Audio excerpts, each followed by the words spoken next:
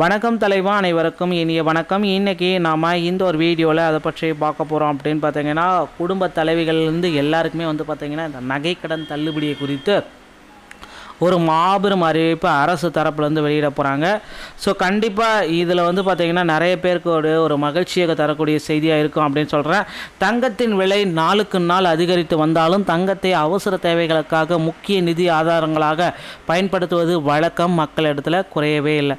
So தேவைப்படும் பொழுது உடனடியாக பணமாக மாற்ற முடியும் என்பதாலும் வங்கிகளில் குறைந்த வட்டிகளில் கடனை பெறலாம் என்பதாலும் தங்க நகைக்கு எப்பொழுதும் மவுசு அதிகமாக தாங்க இருக்குது.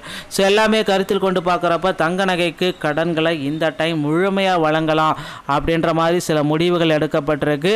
ஸோ நீங்கள் எல்லாருமே எக்ஸ்பெக்ட் பண்ணுற மாதிரி நீங்கள் வைத்திருக்கக்கூடிய தங்க நகைகளுக்கு நகை கடன்கள் முழுமையாக வழங்கப்படும் அப்படின்றது எல்லோருடைய எக்ஸ்பெக்டேஷனுங்க. ஸோ கண்டிப்பாக இந்த டைம் பார்த்தீங்கன்னா இந்த ஜனவரி 31 நீங்கள் நகை கடன்களை அடகு வைக்கணும். அதுக்கு மேலே நீங்கள் அடகு வச்சிங்க அப்படின்னா அதற்கு உண்டான ரெஸ்ட்ரிக்ஷன்ஸ் எல்லாமே மாறிடும். ஸோ உங்களுடைய டைம் டூரேஷன்ஸ் எல்லாமே மாறிடும். ஸோ தேர்தல் காலம் அப்படின்றதுனால தங்க நகைகளை ரொம்ப இம்பார்ட்டண்ட்டாக மக்கள் கையாண்டுட்ருக்காங்க. ஸோ வங்கிகளில் நகை கடன்களை வைக்கிறதுக்கு ரிசர்வ் வங்கியும் சில முக்கிய கட்டுப்பாடுகளை வச்சுருக்காங்க. ஸோ தங்கத்தின் விலைக்கு ஏற்ற இறக்கத்துடன் இருப்பதால் வாடிக்கையாளர்களை பாதுகாக்க ரிசர்வ் வங்கி தங்க நகை கடன்களுக்கான விதிமுறைகளை மாற்றி அமைச்சிருக்காங்க.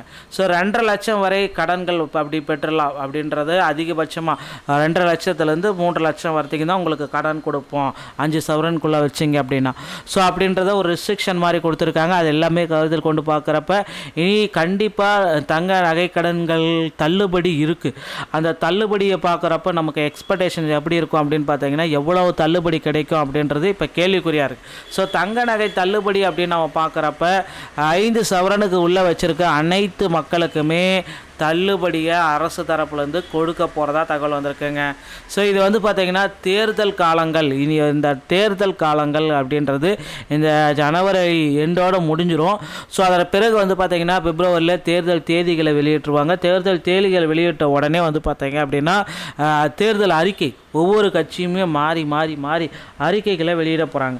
அந்த தேர்தல் அறிக்கையில் ரொம்ப இம்பார்ட்டன்ட் அறிக்கை அப்படின்னு நம்ம பார்க்குறப்ப எல்லாருமே எக்ஸ்பெக்ட் பண்ணுற அந்த ஒரு அறிக்கை என்ன அறிக்கை அப்படின்னா, ஸோ நகைக்கடன்களை முழுமையாக தள்ளுபடி பண்ணுவோம், சில விதிமுறைகள் விட்பட்டு அப்படின்றது எல்லாமே. ஏன்னா 2021 திமுகவுடைய தேர்தல் அறிக்கையில் நிறைய ரூல்ஸ் அண்ட் ரெகுலேஷன் எல்லாமே போட்டிருக்காங்க. ஸோ அந்த விதிமுறைகளை தளர்ந்து நகைக்கடன்களை முழுமையாக தள்ளுபடி செய்யப்பட வாய்ப்புகள் இருக்குது. ஸோ மக்களே, உங்கள் அருகாமையில் இருக்கிற கூட்டுறவு வங்கிகள் மற்றும் இந்திய நேஷனலைஸ்ட் பேங்க் பொதுத்துறை வங்கிகள் 8 வங்கிகள் இருக்கும். அந்த 8 வங்கிகளில் மட்டும் நகைக்கடன்களை வாங்கிக்கோங்க. ஸோ மற்ற வங்கிகளில் வாங்கினீங்க அப்படின்னா தள்ளுபடி கிடைக்காது. ஸோ இந்த நகைக்கடன் வாங்குறதுக்கு ஜனவரி 31 தான் இறுதி அப்படின்றது எல்லாருக்குமே தெரிஞ்ச விஷயம்தான். ஸோ அதன் பிறகு தேர்தல் தேதி வந்துருச்சு அப்படின்னா நகைக்கடன் தள்ளுபடி செல்லாது. அதுக்கு முன்னாடி வாங்கிறவங்களுக்கு மட்டும்தான் நகைக்கடன் தள்ளுபடி அப்படின்ற ஒரு அறிவிப்பு அரசு தரப்பு வெளியிட போகிறாங்க. ஸோ மறக்காமல் உங்கள் அருகாமையில் இருக்கிற கூட்டுறவு வங்கிகளில் நகைக்கடனை இப்போ வாங்கி வச்சுக்கோங்க. தள்ளுபடி நிச்சயமாக கிடைக்கும். மக்களே, இந்த தகவல் உங்களுக்கு பிடிச்சிருக்குன்னு நினைக்கிறேன். மீண்டும் இந்த மாதிரி செய்திகளை நீங்கள் உடனுக்குடன் கேட்க நீங்கள் நம்முடைய சேனலோட இணைந்திருங்கள். மீண்டும் ஒரு நல்ல தகவலோட நான் உங்களை சந்திக்கிறேன். நன்றி, வணக்கம், தேங்க்யூ.